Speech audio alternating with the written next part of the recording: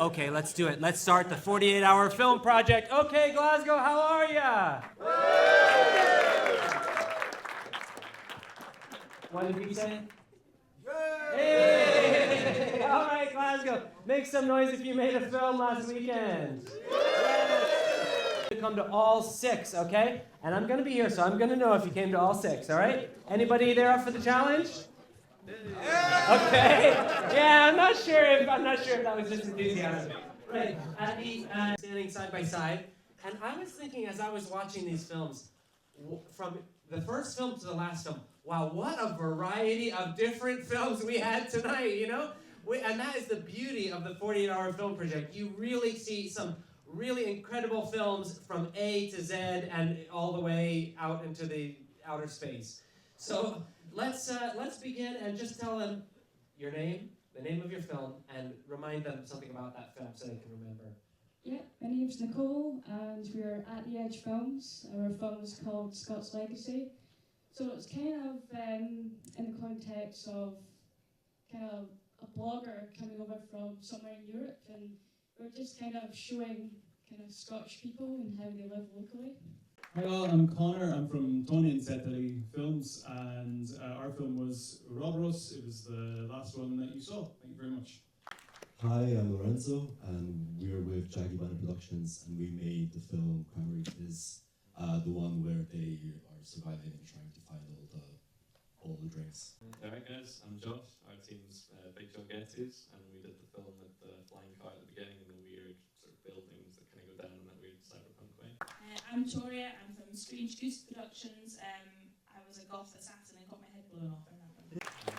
I'm also from Stargate Productions. Our film is Candid by Nature. It's the Baker going to the boat speaker and then trying to punt her drink to the shop. We're from Full of Scorpions. Our film was about the team building meeting that obviously didn't go very well. I'm Ryan, we were The Shadow Cabinet, and our film was Abnormal Load, and it was about a guy getting a gang together to move a couch. Hi, my name is Kent. I'm part of Preserves Productions, and our film was called Wrong Footed, and you saw my lovely co-star over there, Paul, with his lovely dance moves. Thank you. Hello, my name is Joshua. I'm here with Hyperion Films. Our film was I Kicked the Robot. It's the one with the zombie robots that got kicked. Hi, my name is Katie. I'm with Dynamic Films, and our film was for the greater good, and we explore how superheroes can help the world or no. Hi, I'm Fede with Light Cloud Productions, and our film was the one with the American vlogger. I'm going to ask you all, was there any challenges that you overcame in your filmmaking weekend? Anything that didn't go to plan? Or maybe it was just when you drew your genre. Maybe that was a challenge, coming up with that genre, or it could be a location, or it could be the weather. So let's just go down the line, starting with yourself. What challenges did you overcome? Keeping the neighbors happy. Yeah, we were pretty shook with our genre, but we had amazing location, and I think it served very well as a superhero alert, so we made it work, I think. Definitely avoiding cars in the shot. There's way too many people on the go at 5 p.m. in Paisley, I'll tell you that. For us, it was just a genre, like trying to make sure it looked really nice with all the dance moves and everything. I haven't filmed something in a long time, so even that was a challenge for myself. I think our main challenges were staying awake and getting the film in time. A few minutes to go. We used paper bags for the guns to come out, and it was so loud we had to redub it all to just get the voices okay in it. My challenge with myself was to do writing, directing, camera, sound and editing, and trying to sleep all weekend. So there you go. Our main challenge was we only had our first location till 5 o'clock. We didn't get in till 10 o'clock, and we did a lot of faffing about, so it was quite pressured. One of our biggest challenges was it's a weird one, but getting fog to just go down into darkness and not be bright is a lot harder than you think. So you turn the fog on and it's just bright, you're like, that's not right. So getting that to be dark was quite a bit weirder than you might think. Main challenge was moving people around, definitely, and also planning all the props, set design, costume, makeup, and so on. But I think we did a good job. I think we probably had more problems than successes. The lecture that Evelina did was great. That was done basically in one take, which was good news. Then all of my stuff went just horribly wrong. So we filmed it entirely in the University of Stirling, and it looked like crap. So we didn't bother using that, so we had to go home and make a set for me to do my lines on. And then the microphone, if you try to use, there are microphones you can buy for a Sony A7 IV that are meant to plug into the hot shoe. They make a weird noise when you do that, or at least on my camera, which might be broken. Also, crazy that my camera was used as the blogger camera in one of the other films. That was a shot. But yeah, so everything broke, everything went wrong. I forgot to de-squeeze the anamorphic thing. Yeah, but you know, it was good fun as a team. Yep, so we never got filming until the afternoon, and we had to rewrite the script 3 times because the actress wouldn't join us till later in the afternoon. And we had to experiment using a 360 camera. Yeah. So it was quite fun doing that. Well, tell us a little bit about that 360 camera. How does it work, and how did you use it? So Martin had the camera, so he kind of had it in his hand, but when it came to the actual footage, it didn't show that he was holding it. Yeah. So it might show that he kind of had it, like his hands were a bit funny at times, but yeah, no, it was quite good because it showed like the full car, do you know, like footage and things, and you could turn it around and do kind of some fun effects, like when it went to Balfour, he made me look funny on camera, do you know? So that was quite fun. That was brilliant, and unlike anything I've ever seen before, and that's why I love the 48-hour film project. So give these guys a big round of applause. Now, but it is most of the production. So on the Friday night after the proms, we'll have our initial discussion, and one of the main things that needs to be decided then is where is it going to be set. So once we've decided that, everything else is like can continue on. So they'll say, okay, it's going to be in the cyberpunk place. There'll be cool chasms, yada yada. And then even though the rest of the stories haven't been thought of yet, we know that it's going to be there. So I can just get building that on Unreal Engine. So build all that, and then that'll all get done on the Friday night. So then on the Saturday we can have the backdrops because we like to see them as we film, like the actual backdrops. So we just know roughly how we're going to frame everything. And then on the Saturday night it's literally just compositing onwards, and that. The last composited shot we probably did at maybe, so was it 7:30 this year, so 7:30. So probably around maybe 6:50, the last shot came out, but I give that to the editor as it goes on. So I'm like, here's one, but actually doing batches. So it's like, here's a batch of 5, here's a batch of 5, edit them together. So this was the most rushed edit we've actually ever had. But yeah, it does take most of the production, but luckily everything else is getting done alongside it. So it's not just one little block. The brain stuff is all Evelina. So I'm kind of like a living ChatGPT. I can come up with a whole script in an amount of time that is ridiculous, like I just sort of vomit it out, and then I give it to Evelina, and Evelina makes the words good with her human brain. And so Ouroboros came out of that, and the idea of the snake in his tail and grasping and you know, using psychology against itself and all that stuff. And I was like, yeah, I wrote that. I didn't do any of that. So Evelina came up with the whole idea of the circularity and the title of the film and everything, and I just kind of rewrite my own reality to believe that that was already in place. So the simple answer is I don't know. You will have to ask her. She's right here.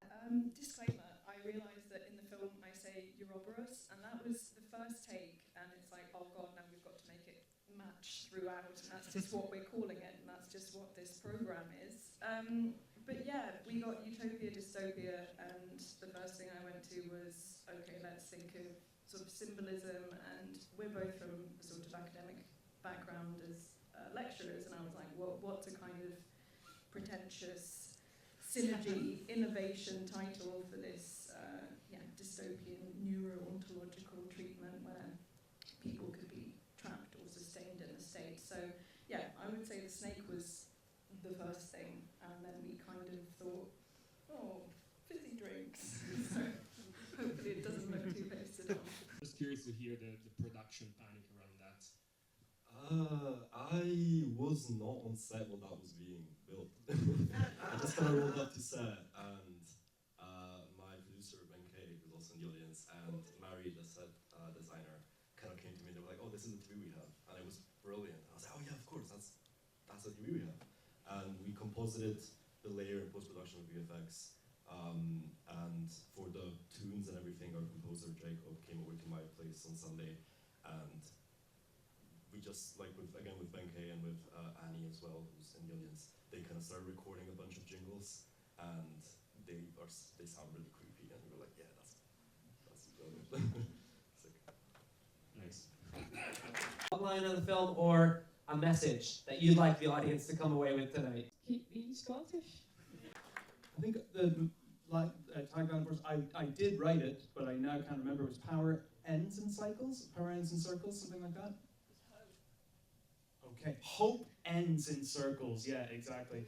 And I think the message of ours is that all utopia and promises of utopia will have an inherent dystopia behind them. Hope can be weaponized against you, and it's more important to reflect on the realities of situations and trying to build on things in the present, and doing small changes and being positive in that way, rather than buying into large overarching narratives. Ugh, sorry. Sorry. I don't really have a tagline or a logline, but our message could be that overconsumption will be the death of us. So, we'll overconsume. I don't really know a logline for our film, and I wasn't the main writer, but I'll share what our kind of vibe was to each other when we came up with the idea, which was, this here, boys, a vibes piece. Let's do a vibes piece with lots of music. Cool. Vibes piece, boys. So that's it.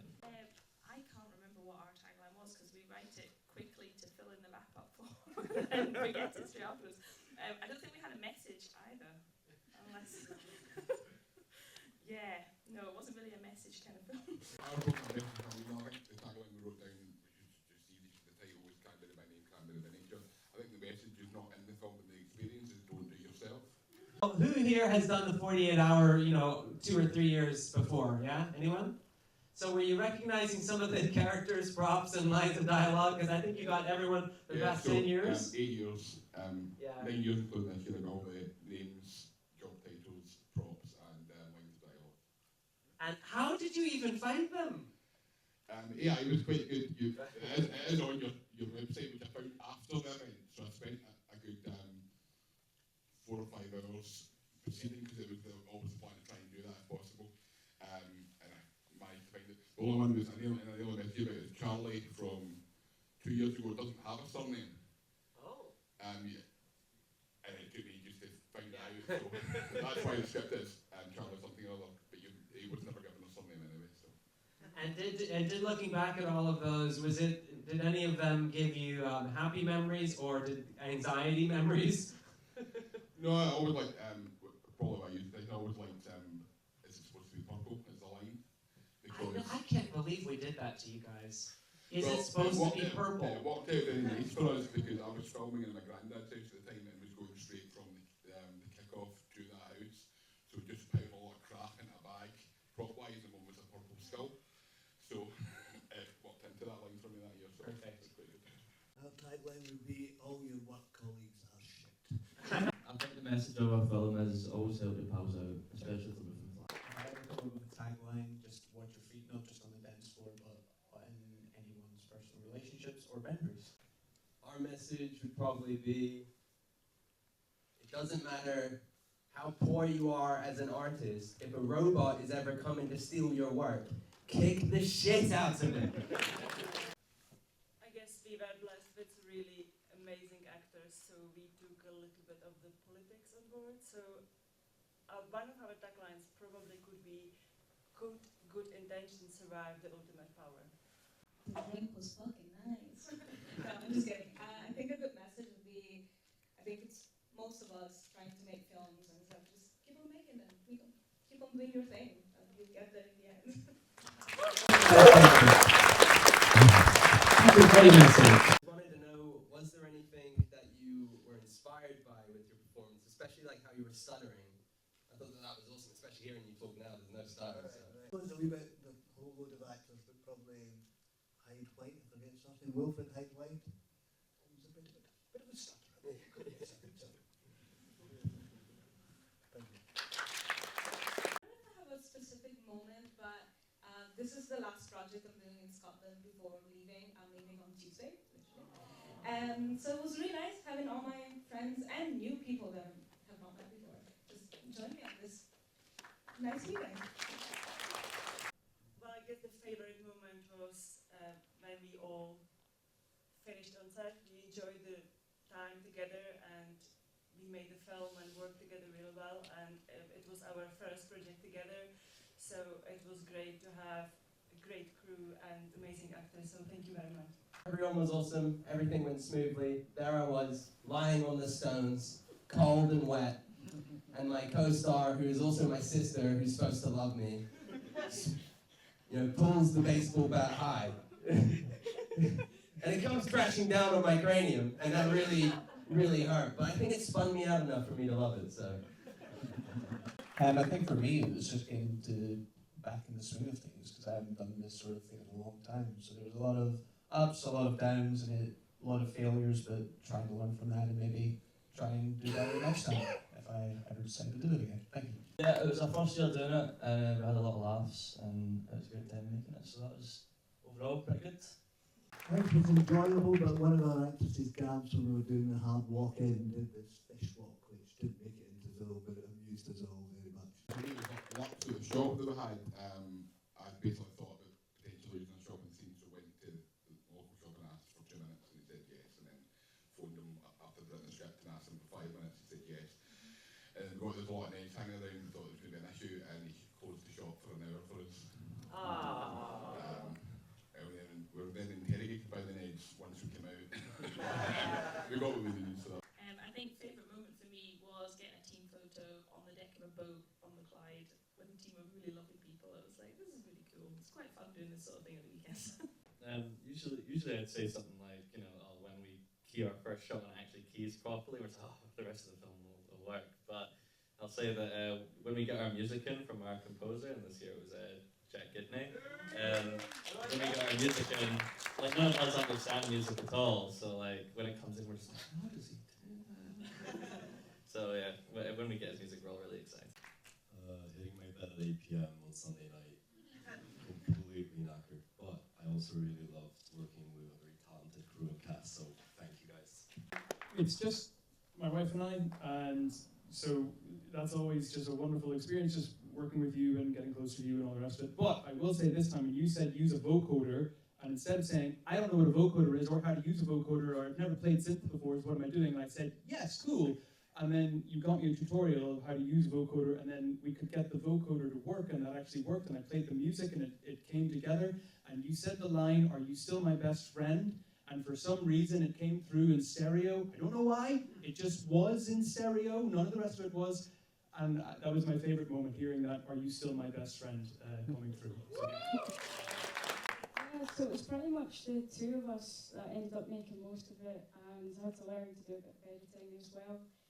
Basically, the end product and using the experimental 360 camera, it was like, we just need to make it work. So we just kind of had to wing it with the 360 camera as well. And my favorite moment from your film is when the granny jumps out from the grave, and I almost lost control of my bladder at that moment, but luckily I didn't. Guys, can we give a big round of applause to these filmmakers?